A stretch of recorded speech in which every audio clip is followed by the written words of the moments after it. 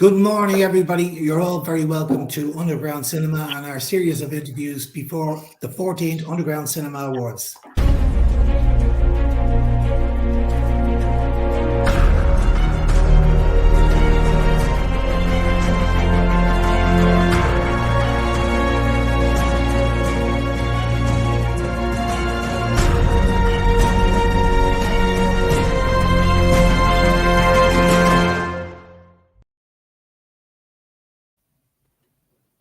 Everyone, there we go. We played the wrong intro. We played the 15th Underground Cinema Awards. Yeah, I was wondering. Instead of the 14th Underground Cinema Awards. We're a year ahead of ourselves. That's how far ahead of ourselves we are at Underground Cinema. We're absolutely non-stop. You're very welcome, guys, this morning. So we have with us this morning director Luke Corcaran, who directed the feature film Poppy Loftus that has been up for 4 awards at Underground Cinema this year. And he also directed the brilliant short film, The Final Act. We've also got Martina McCormack with us there this morning, who has been nominated for a Best Supporting Actress Award. Got Ryan Murray with us, Carla Foley, and Shauna Radford. Guys, you're all very welcome to Underground Cinema this morning. Thanks for having me. Thank you. Thanks, Dave. Brilliant. Now, we had a quick chat before we went on, and I was talking about how much we really enjoyed well, overall, we enjoyed absolutely everything that came into us this year. But, you know, when you do get a nomination, it means that it's something that really stands out to us. And both of these films really stood out to us. A really good short and a really good feature. We're going to start with the short first, The Final Act. I thought this was an absolute brilliant. It's a two-hander, really. Essentially, it's a two-hander with David Green and Shauna Radford, and it's just a really, really good piece of filmmaking. It's a really good script, and it's performed really, really well by 2 brilliant actors. Well done, Shauna. You know, when you got that script. I mean, that's a script to die for, to be honest with you. You know, it really showed. Tell us a little bit about just explain the character, or your character, a little bit, and maybe Luke, you can just maybe explain a little bit. Maybe we'll start with Luke first. Luke, start with Shauna. Ask Shauna. I'm interested to see what Shauna thought when she got that script as well. Okay, all right, okay. Well, now, what I'm looking for, Luke, is just give us a little synopsis on what the storyline of the film is. A little background, yeah. The film was a short story written by Sean Kelly, my partner in Big Bay Entertainment, and it just needed a bit more. I don't know. I kind of got pissed off with doing formulaic kind of stuff, or seeing short films that over the years I was like, oh, it's just real sad or something, and then I wanted to do something like crazy, which I think is what we did, but also crazy but have heart as well. So the synopsis is this guy Jerome, it's all spoilers. It's all spoilers. But anyway, it looks like he wants to finish things off in his life. Let's say, and he's going through. He's going to try and kill himself. Basically, a rough period in his life.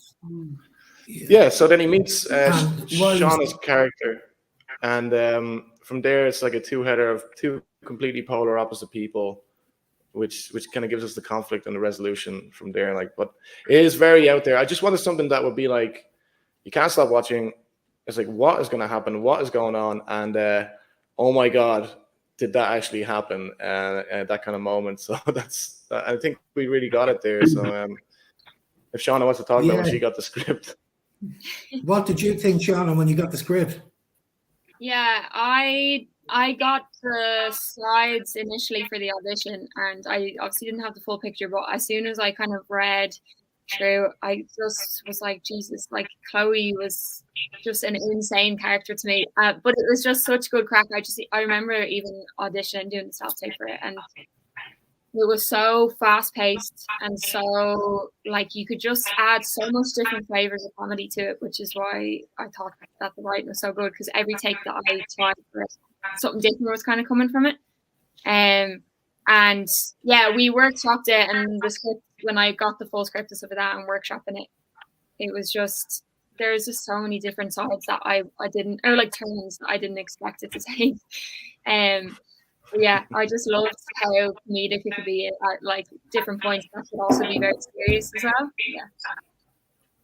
Yeah, so Dave, what we did was I wrote the script and then set the sides off, and then when Shauna's audition came in, I just couldn't stop pissing myself laughing at it. It was like one of the best auditions I've ever had. I even showed it to me ma, and she liked it. She never likes Satin, so. So then, what we did then was we actually workshopped it and improvised it in person with Shauna and David, and from that came new lines of dialogue, and then I rewrote the script, and that was the final script for it. So it was based off the energy that Shauna and David were bringing, which was phenomenal. So it was really, really easy to write after that. Yeah.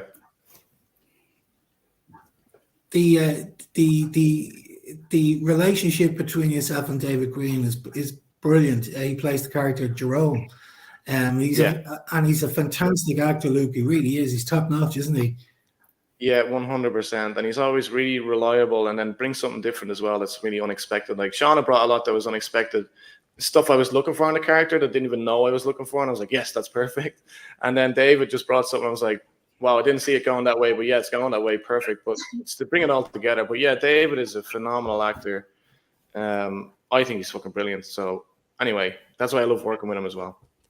Yeah, and it's interesting you say you workshopped it, guys. Now, I mentioned earlier on my background is theatre.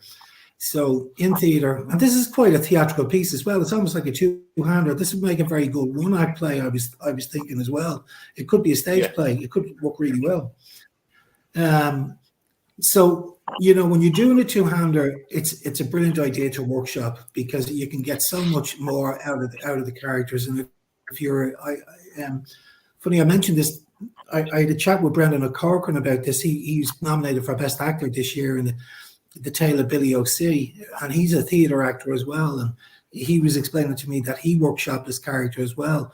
And when you do workshop your characters, and when you delve a little bit deeper, you can pull out so much more than arriving on the set, having your lines off in your head and going for 1 or 2, 3, 4 takes, and that's it. But you do think you get so much more out of workshopping a character, especially when you're doing a short piece like that. Would you agree, Shauna, that the workshops help? Yeah, 100%. And I was definitely like a bit nervous to just go straight into shooting. So it also just took that kind of nerves away from me and allowed me to kind of understand like the connection with David and our characters. And we just kind of then went into it knowing that it's going to be just so much fun because we had gotten all the work done. So now we were just ready to go in and get it all out. Like we shot it in a day, David, and the only reason we could shoot it in a day was because the actors were so well prepared. Like, you know what I mean? There was 145 shots I think we got in a day, which is insane. Yeah. Yeah, the location is at Tremor. Yep. I thought so. Yeah, it's a lovely location. It looks really well on the beach there. You got a great date for it as well. And the fog came in. The fog came in, and I had to rewrite the script on the fly to incorporate the fog as if we meant it on purpose. So I was freaked out, but it worked out really well. And we got two. It's like having 2 separate days. It was unbelievable. Like it was all just meant to be kind of stuff. Like so.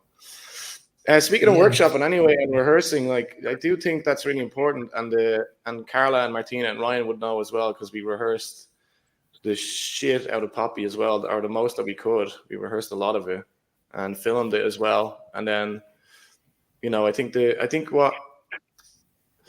what can take down what's really good for independent films in Ireland is actually if you take that theatre, because I'm theatre as well. That's how I started off with independent theatre. Is to take that rehearsal and the workshops and then go to your film, like spend a lot of time on it, because if you've got such great actors, I love working with actors. Why wouldn't you? Take the time, take a day, take 2 days to rehearse, and then you're in a much stronger position, and the actors are more comfortable with you and the characters and what they want and stuff. So, and they get to play and do what they want in the scenes as well. So, highly recommend that way of working. Yeah. Yeah, there could be a difference between a theatre actor and a film actor, and I've seen it myself. I produced a feature film there a couple of years back, and our lead actress probably carried the entire film, but we certainly wanted I was very keen on getting an actress that had a theatre background. I just find that, you know, if you've worked on stage or if you've worked in theatre, you sort of dissect the script quite a lot. You read into it an awful lot more. I'm not saying a film, you know, a film actor, you know, is any less. But I think anybody that has been involved with theatre has a tendency to study the script, will ask a lot of questions, will you know, especially if it's a new piece as well, will challenge a script and ask plenty of questions. And I just feel, you know, theatre, and I think you're doing the right thing, Ryan, going over to RAD. I think the doors are really going to open for you, you know, when you get much more involved with theatre. I think it will open much more doors for you moving forward. That goes for everybody. I hadn't done a lot of I hadn't done a lot of theatre previous, but well, I did a show recently in Waterford, and it's so different from film, and they're both great in different ways. Like theatre, you know, you film for a bit and you can cut, and then you can go again, and you can really kind of, when you see all like the color grading and different visual effects, you can really see something come together. But theatre as well, it's live. Like you can't make a mistake. You know what I mean? Like when you walk out and you see everyone there and all the audience are there and they're reacting off what you're actually doing, it's just like, it's such a crazy energy, and it's kind of surreal as well. And I love them both. So I'm really looking forward to getting a little bit more into theatre as well. Fantastic. And, you know, as I watched this film, I watched it again this morning, Luke. I definitely think that play, or that could be a one-act play. And I think it's an award-winning one-act play, if you ever did think about putting that on stage, without a shadow of a doubt. It's an actor's dream, to be honest with you. If I was handed that script now, you know, and I had to act alongside Shauna there, I'd be in cloud nine. It's such a really good tight script. I think it'll go. I think it will, and I think in front of a live audience that will go down really, really well. You should maybe have a think about it, Luke. Yeah, I think about a lot of things, but yeah, I'll think about that as well.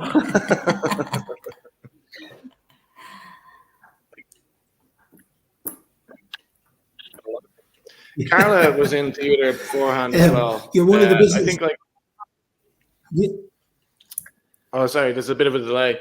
If you're talking about theatre and stuff, if I'm not mistaken, Carla had a background in theatre, and I think Poppy was her first feature film, and same with Martina and Ryan. It was Ryan's debut. I'm thinking with Martina's first feature and Carla's first feature, if I'm correct.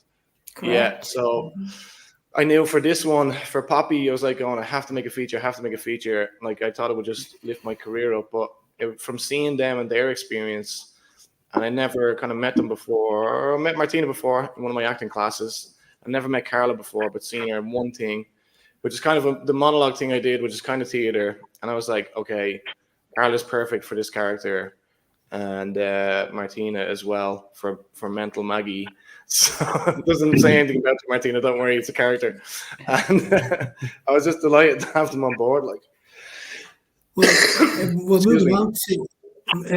moving on to Poppy Loftus then. So I knew you were going to do a feature, a really, really good feature, Luke. Luke is a previous award winner at Underground Cinema. He won the Rising Star Award a couple of years back. That's given to somebody that we feel that is going to make the mark, and we can see something very special there.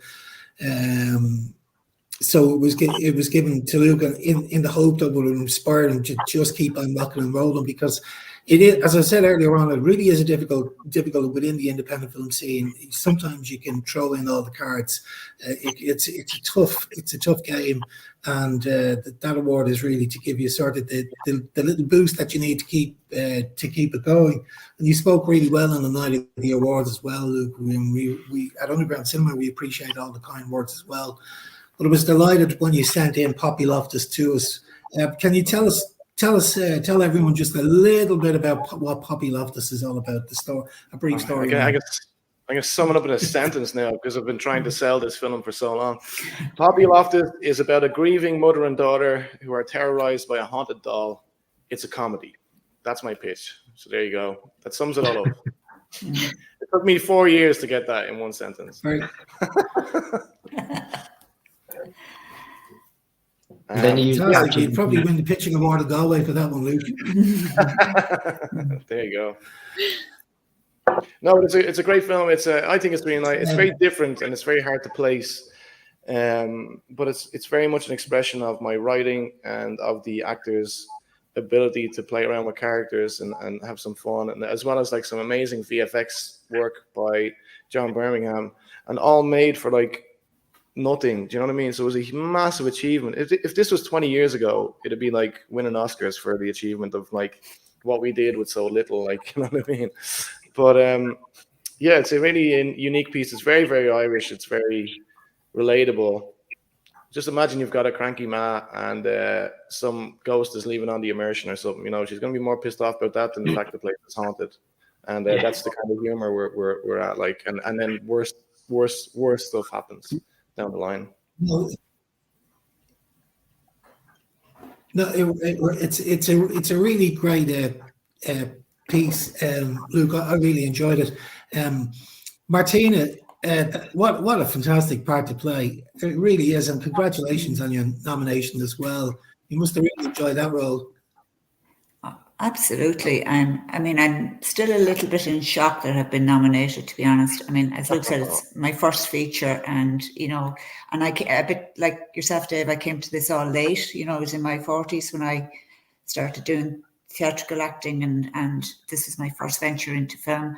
And I actually love the filming process. There's a magic. I agree. There's two things, but there's a magic about filming that isn't in theatre. So the two of them have their own thing.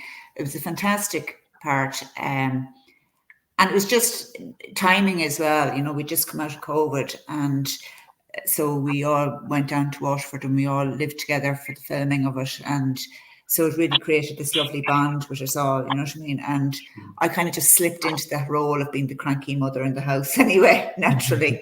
So, but it was just a wonderful experience, because I think, well, for me personally as well, I'd just come out of isolation. I had been living here on my own, and suddenly you're in a house full of people and creative people. So, you know, need I say any more?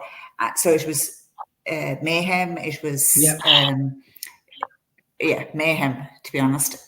But it was just brilliant. And that whole process that Luke does of the rehearsals beforehand is brilliant, because then it just, as Shauna says, it takes away that, I don't know, that ego thing or something when the camera's suddenly there. So remember one of the shots, not sure exactly, I think it was where she comes, it's not a spoiler, it's where I come in and she's dropping the radio.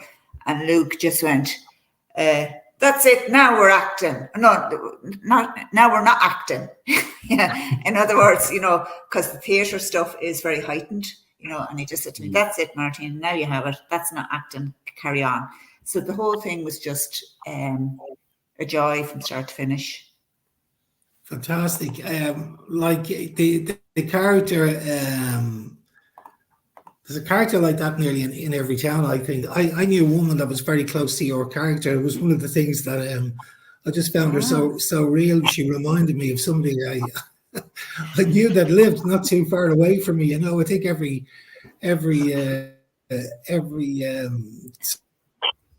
sort of character like that, and I thought you did it. I really thought you did a smashing job. Carla, did you enjoy the whole thing? Oh yeah, absolutely. As Luke said, I did his monologue challenges during COVID, which I think helped a lot of creatives out who were looking for a bit of an outlet. And that's kind of how I was doing a lot of that over COVID, and I was putting a lot of things on my Instagram and throwing things up. And Luke then just reached out to me and was like, would you like to audition for this feature I'm doing? And I was like, absolutely. Oh wait, yeah, she's American. I was like, oh, okay. an extra thing on top that I have to you know, if it's your first feature, that's daunting enough, but I think then trying to get an accent on top of it that you're not going to be really embarrassed about afterwards was a bit of a challenge. So it was a lot of work, you know, it was a lot of work we put into this, and it was a really good process getting down there, doing a bit of rehearsals and all, getting to know everyone, because it was such an ensemble piece. so yeah, I really enjoyed it. I have to say that living together, like Martina said, was an absolute joy, just to be around everyone and completely immerse yourself in the filmmaking. Yeah. Now, you played the part of Cassie in the film, Carla. Can you tell us a little bit about the character?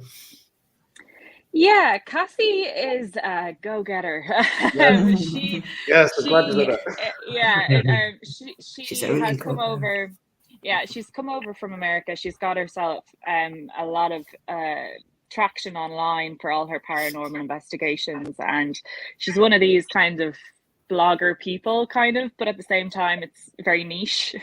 And she's coming over to Ireland to investigate what she's heard of a haunting, and it's the most haunted pub, and then she hears about this house and family. She's just following where the news is, where the best news is. But I think she's got more depth to her than you first realize when she comes on the screen. There's a lot of history that drives her.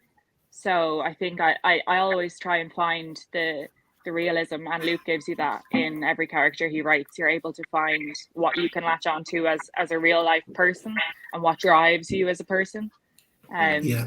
So yeah, I quite like that about her too. Great. Ryan, you play the character of Blue. Maybe tell us a little about your character. Yeah, well, I think Blue has he's very easily led. I think he kind of saw Cassie and he was like, oh, you know what? He was like, Dad, I'm gonna leave home. I'm gonna go become a ghost hunter. This is gonna work out great. And I have my cat, my camera. And then he kind of gets caught in a real life ghost situation. He's like, oh, this is a bit much. So I think Blue probably has a little bit of self-discovery. I think he needs to find out a little bit about himself. A little bit. But it was great to play. I really liked the character. It was fun, and it was deadly, like, to get to have the camera and we'll walk in and kind of, you know what I mean? So it was definitely a lot of fun to play. Fantastic. Now, one of our actors is not here with us today. That's Tony Murphy, and Tony's being nominated for Best Supporting Actor award as well. But Luke, I have the trailer here. Okay, so I'm going to play the trailer just to give people a little idea what more perfect. about the film, and we'll also get to see the brilliant Tony Murphy. Unexpressed emotions never die. They're buried alive and come forth later in uglier ways. So how long are you back for this time? She's not sick. She is. We are the afterlifers. We take the afterlife very seriously. Boo! Tell us about the inexplicable things happening in your house. Well, it's like the ghost just wants a cup of tea. And then he turns the kettle on. The radio just plays the music all by itself, even if it's not plugged in or the batteries are taken out.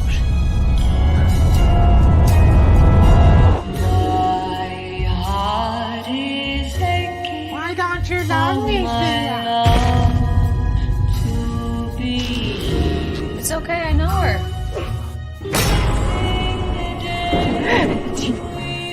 If you don't stop crying, we'll give you something to cry about.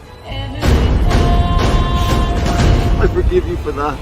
The afterlife is a matter of life and death. Literally. I never forgot you. You did.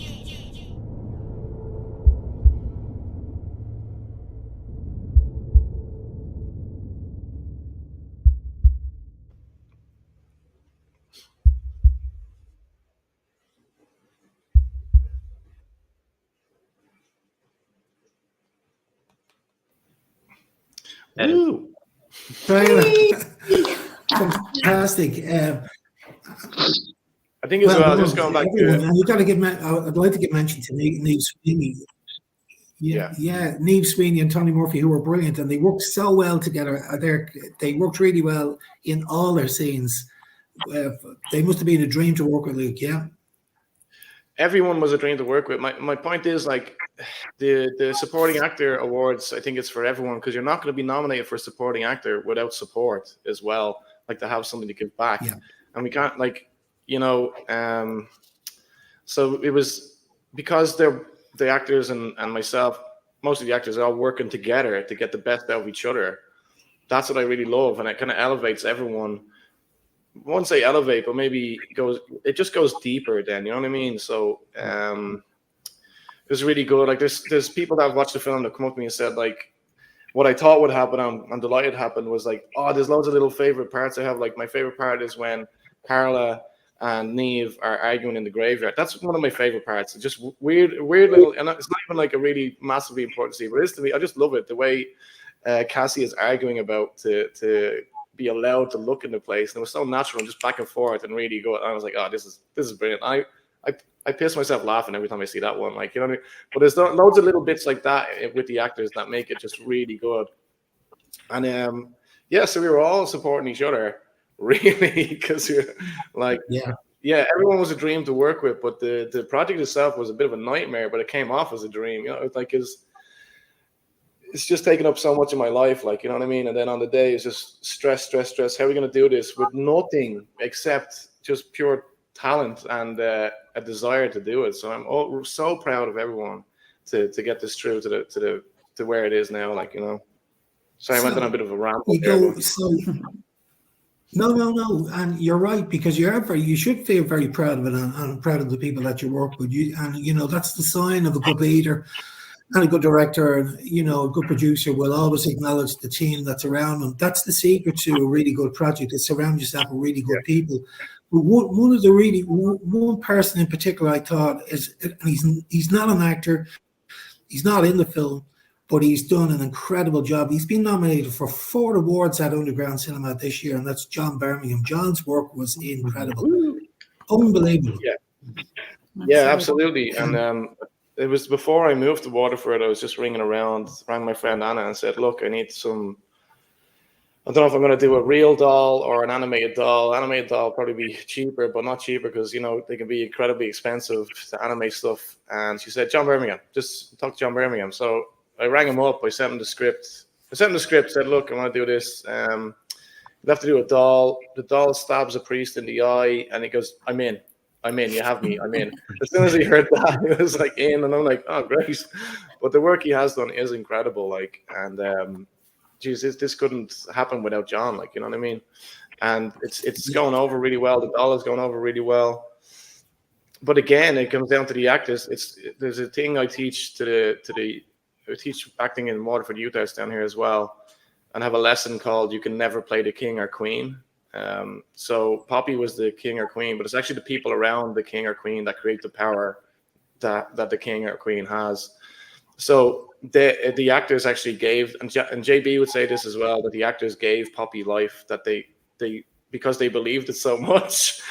That it was, well, not that they believed it so much, but they're acting against the doll. I just can't say how ridiculous that was or hard it was to be like crying in front of a doll, like with Neve did, and arguing with the doll and reacting against the doll and going, what? So because of those reactions, JB is able to slot in and still tell the story with the doll as a character on her own, like, you know. So, but yeah, JB's work was awesome. Also, to give a shout out to Dean Doyle, who did the sound for us, and there was a prank going on set where Shane was training him up in sound, so we had him boom the doll like just the doll. Trying to wrap it up. Shout out as well to Paulie and Anish for that original song. That's an original song made here in Waterford and recorded in Waterford, which is deadly. So yeah, it's just been like, even in the post-production side of things, it is incredibly slow. But I'm glad I learned this so much. Like I learned a lot about distribution and sales and marketing and everything that goes on in the behind the scenes that, like, I don't enjoy at all. I enjoy writing and creating, but it's like 50% of the film, Dave. You know yourself, with the distribution, post-production, everything. Maybe his work isn't finished either, because he has delivered this to get ready now and all this kind of stuff to send it off, because we got distribution from a company in America called Bayside. And yeah, we're delighted to be working with them. And I'll just be delighted to get this out to audiences and just share, and then I'll be doing loads of clips from it and stuff like that. Yeah, that's the really hard part. Once you get the film itself over the line, the post-production work done, it's just the amount of work that goes in to try and get that film out there. So you've got have your festival plan, and then your distribution plan as well, and even trying to find a distributor as well. Knocking on doors is very, very difficult. So it's not easy. No, it's draining, to be honest. But look, it is. We'll make it. We've done it more or less. So I'm interested in something else as well. You were talking about, because I've done the exact same thing that you did there. I did a stage production of Dracula a number of years back, and we did it in Ireland and the UK, and I was on tour around the country, and I brought it down to Wexford. We were down in St. Michael's Theatre in Wexford doing it. So what I did with the whole cast and crew, I did the exact same thing that you did. I brought everyone to. I found a hostel.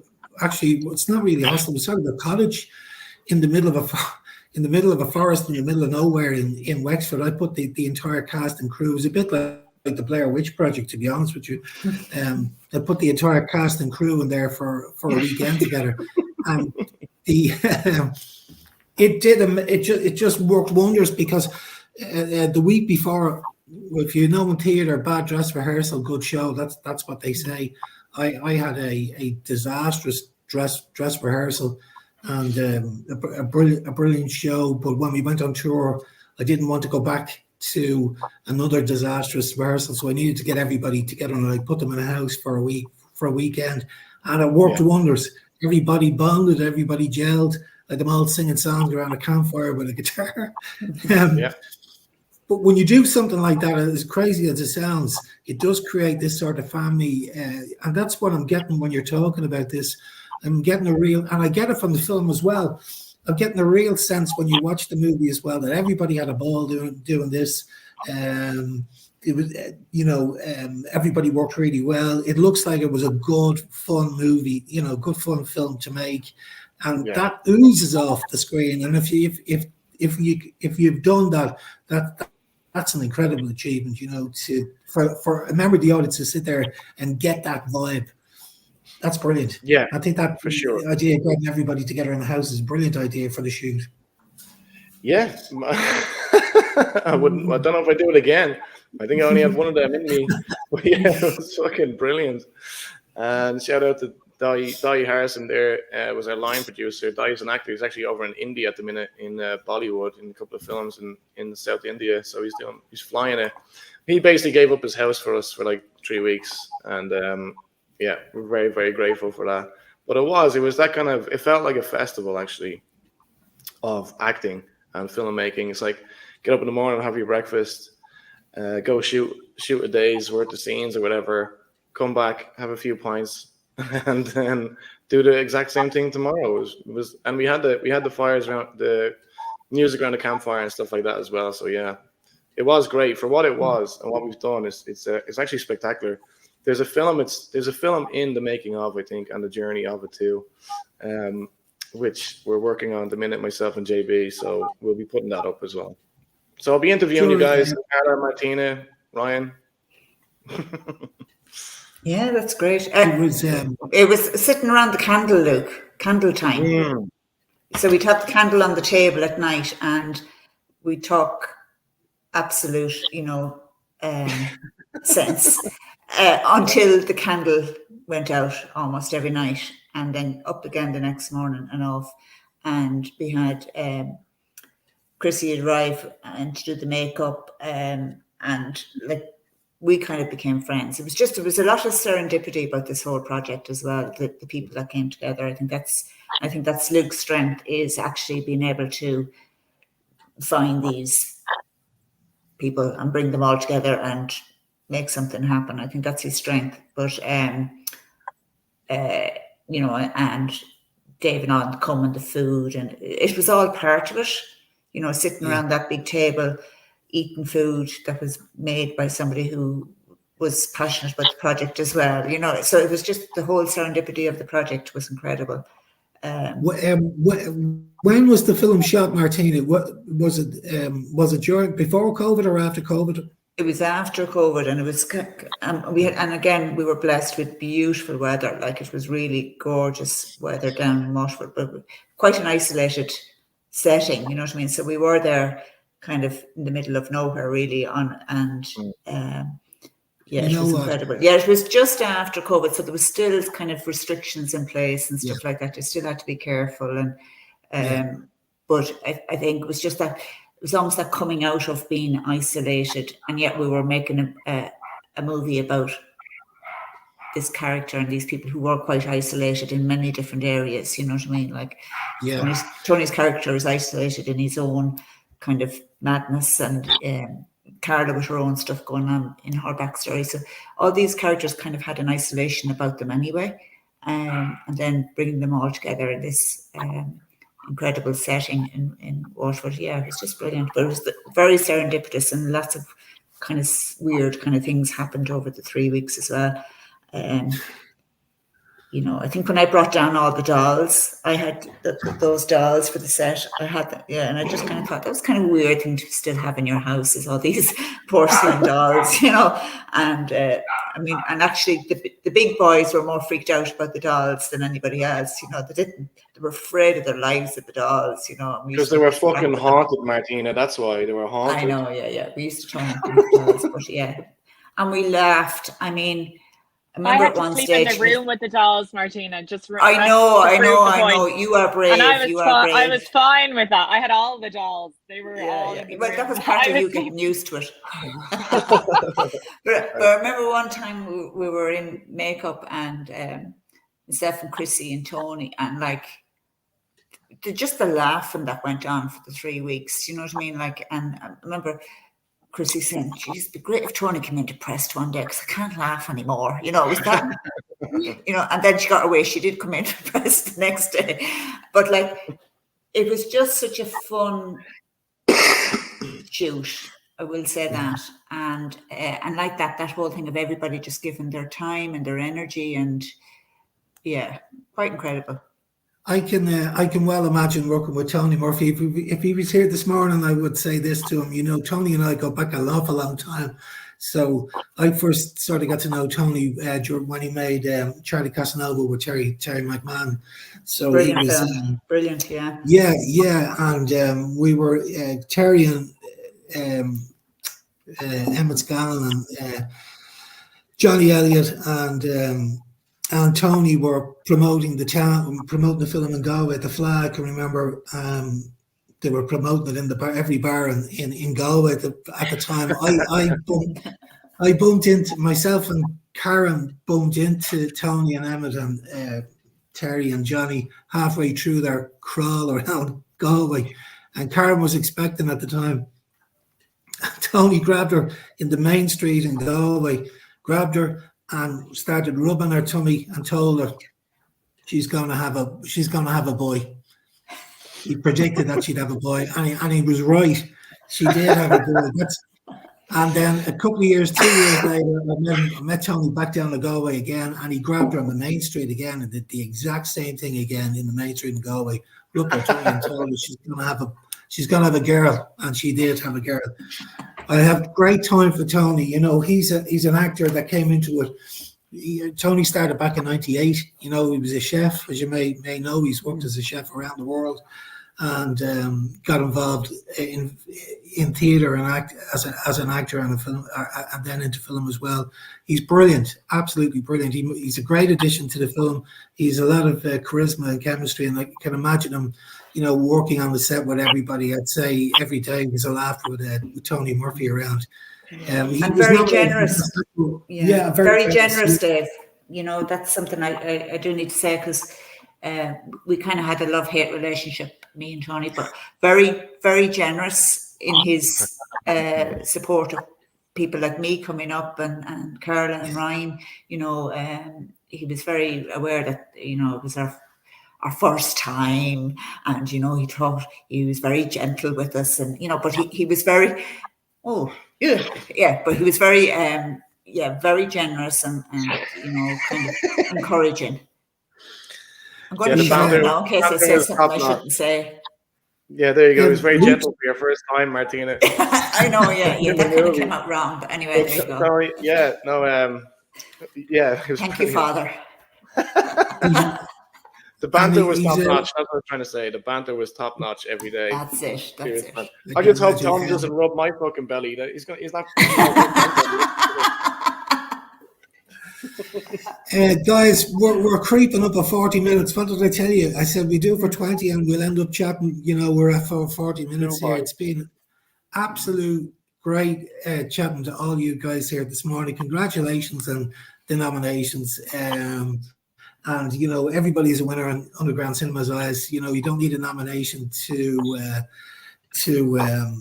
impress us at Underground Cinema. We enjoyed everybody's performances.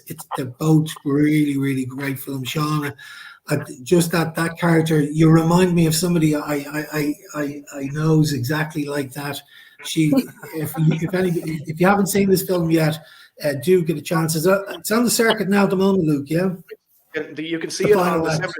You can see it on December 2nd in person in the Dublin International Comedy Film Festival as part of Best of Irish. So I'm really proud of that one. I'm really excited for it.